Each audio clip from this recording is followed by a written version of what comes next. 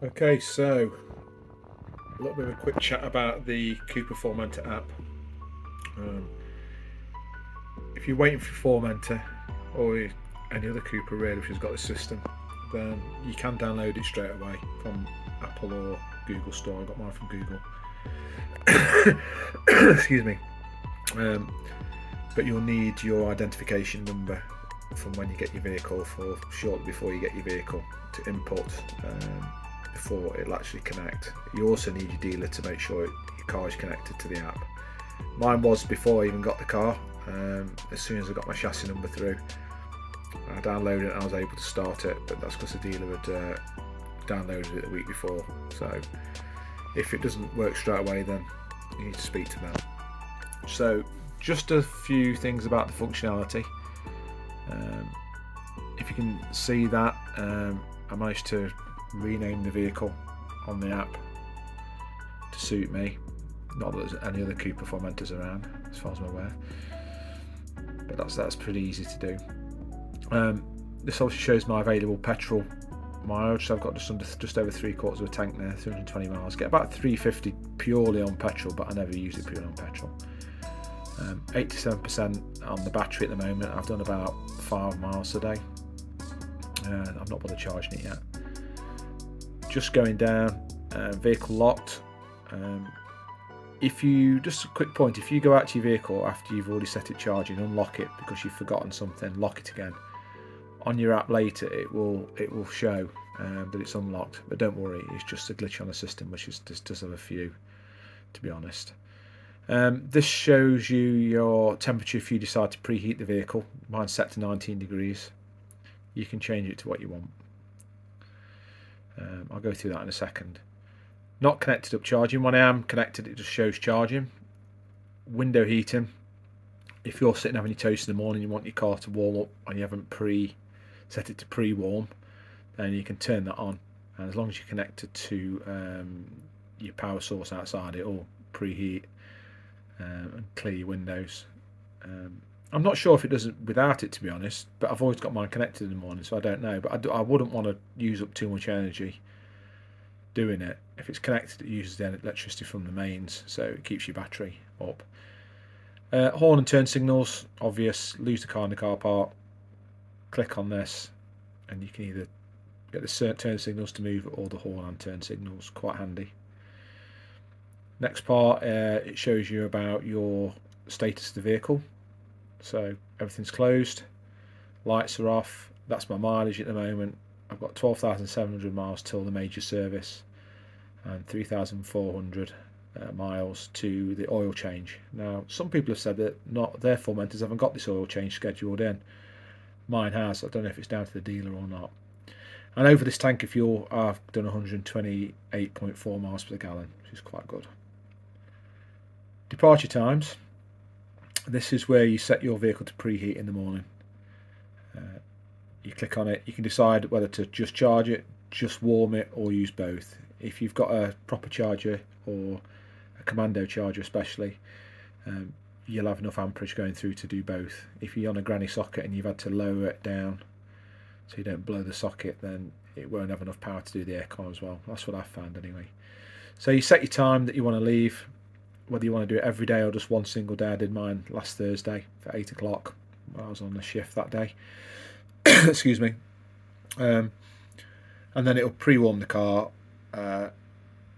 pre-warm the battery and charge it up to 100% before you leave. So I find that to be quite useful. And you can do 3 different settings for that. Permission. Your driving data next. Sorry. So I went out today. I did. Let's have a look. No, that's not today. That's my total since I refueled. So that's 244 miles since I refueled. 128 miles per gallon. 4.1 average miles per kilowatt. And most of my journeys, and that's the tank prior to that. So I did nearly 900 miles on the last tank of fuel. Again, got 128 miles per gallon. This is all dependent on you charging your vehicle though regularly. If you charge it regularly, you'll get really good MPG. Obviously, if you don't, you'll be down to your 40s or whatever. Now if I go to long term and go back, my long term over the last 1500 miles is 117, and on the 3,000 miles nearly prior to that it was 85.6, but that includes some towing. I've got a small caravan, so it includes that as well, so that's pretty good. And then we can go from since the start, it should be just today. Yeah, I did 5 miles. Actually had a bit of a play today. I went out in Cupra mode from the beginning, didn't use pure EV at all. Went out for a quick blat. Enjoyed using the Cupra mode, which uses the electric motor and the petrol motor. Just nipped to the paper shop and back. But still got 53 miles to gallon. That was having a bit of fun. Most days though it looks like this. On electricity only, 300 miles to gallon. So basically that's just a nonsensical figure. That just means I've just been on EV all the time. Notifications. You can set speed alerts for your vehicle, or when it leaves an area, if you want to stalk your wife, or your wife wants to stalk you, or if you're just interested as where your vehicle is. I don't set mine. Vehicle health report. It's just duplication of what you've seen earlier. It tells you everything's working okay. All the major functions of the vehicle, so drive, brakes, driver assist, etc., all got a green tick, all good.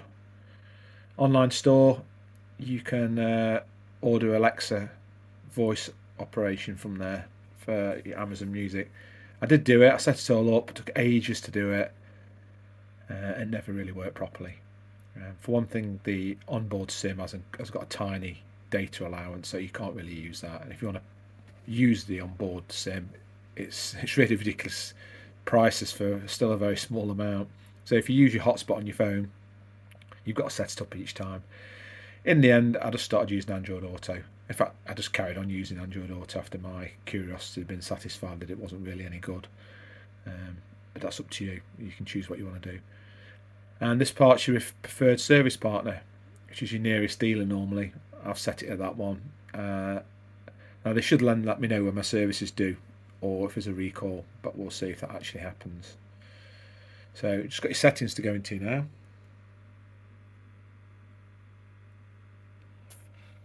Now on the settings, a few things you can adjust, but total mileage, service,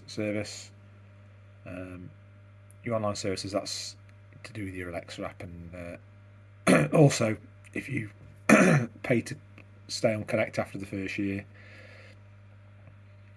Again, just repeating a few other things, what the air conditioning is set to when I do pre-warm it.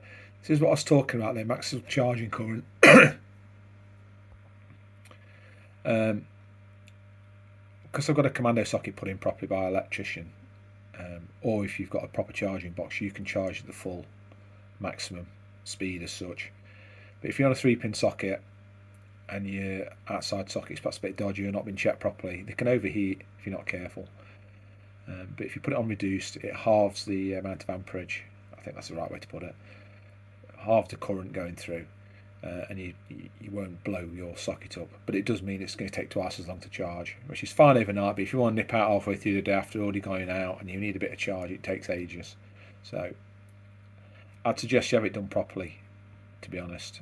Either make sure your socket's fine, get a commando, or get a proper charging box in. Here you can reset your driving data, and you get all the notifications as well. So I've got mine set so if an alarm goes off, it turns it on. Speed alert and area, let's say, you can set those. I've got it. It says it's on, but I don't actually get any feedback from that. So I haven't actually set any areas or speed, so that's why. Although it says it's on, I've not set any parameters for it, so I don't get any messages. When your charging is complete, when it's stopped, when the air conditioning stopped, and if charging cables aren't connected on your departure times.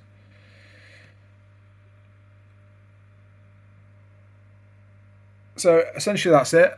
I'm sure there's some more details. If you want to ask me anything else about it, then please do in the comments below. And if you've enjoyed this and the other videos I've done, then please like and subscribe. And you take care, and I'll do another video soon. All the best. Cheers.